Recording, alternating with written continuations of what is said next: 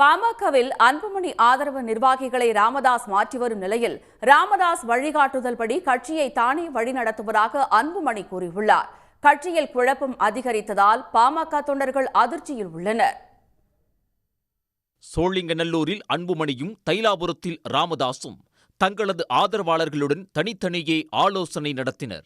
கட்சி பொருளாளர் திலகபாமா, 16 மாவட்ட செயலாளர்கள், 4 மாவட்ட தலைவர்கள் என அடுத்தடுத்து அன்புமணியின் ஆதரவு நிர்வாகிகளை ராமதாஸ் பொறுப்பிலிருந்து மாற்றியுள்ளார். கட்சிக்கு தானே தலைவர் என திட்டவட்டமாக கூறியுள்ள அன்புமணி, நிர்வாகிகள் அந்தந்த பொறுப்புகளில் தொடர்வதாக பதிலடி கொடுத்துள்ளார்.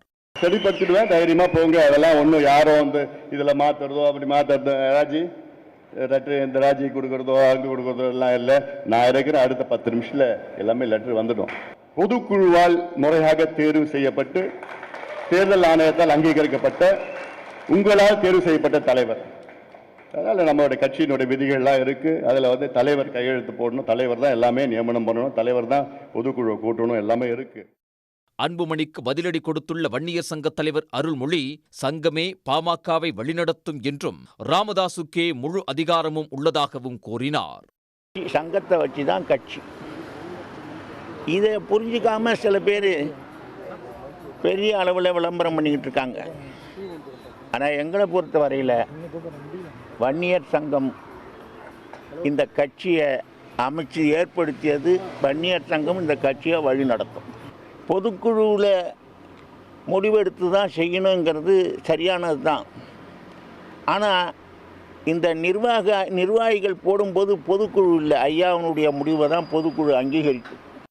இந்நிலையில் கட்சியில் ஏற்பட்டுள்ள குழப்பத்திற்கு தானே காரணம் என வெளியான தகவலுக்கு பாமக கௌரவ தலைவர் ஜி.கே. மணி திட்டவட்டமாக மறுப்பு தெரிவித்துள்ளார். ஒரு பொறுப்பாளர் கூட மாற்ற வேண்டாங்க, ஏன் தயவு செய்து கொஞ்சம் பொறுங்கய்யா அவசரப்படாதீங்கன்னு சொல்கிறேன். அவர் மன உளைச்சல் வேதனையெல்லாம் என்கிட்ட கொட்டுறாரு. இவ்வளோ மன உளைச்சல் இருக்குது, இவ்வளோ வேதனை இருக்குது, எப்படி என்ன தாங்கிக்க சொல்கிறீங்க அப்படின்னு அவர் கொட்டுறாரு. நான் 2 முடிவு எடுத்திருக்கிறேன். ஒன்று, உங்களுக்கு என் குடும்பத்துக்கு நாட்டுக்கும் தெரியாமல் எங்கேயாவது போயிடணும். யாருக்கும் கண்ணில் படக்கூடாது, உங்களுக்கும் படக்கூடாது, எங்கள் கட்சிக்காரங்களும் குடும்பத்துக்கு யாரும் படாமல் ஓடி போயிடணும். அப்படி இல்லைன்னு சொன்னால் நான் உயிரோடு இருக்கக்கூடாது. இது 2 தான் முடிவுங்கிற நிலையில் இப்போ பேசிகிட்டு இருக்கிறேன். ராமதாஸ் மனமிறங்கி வந்துள்ளதாக கூறியுள்ள ஜி.கே. மணி, சமாதான முயற்சி வெற்றியடையும் என நம்பிக்கை தெரிவித்துள்ளார்.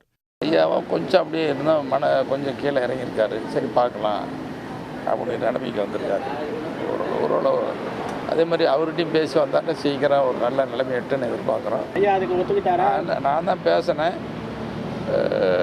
அது உங்கள் விருப்பம் அப்படின்ட்டார். நான் பேசுகிறேன் அப்படின்னு சொன்னேன், உங்கள் விருப்பம். இப்போ கட்சி அதிகாரம் பிரச்சனை இதெல்லாம் இப்போ பேச வேண்டிய நேரமே இல்லை. பேசவும் நான் அதை விரும்பலை. நான் முதல்ல 2 பேரும் சந்திச்சு சமாதானம், 2 பேரும் உட்கார்ந்து பேசினாவே எல்லா பிரச்சனையும் முடியும்.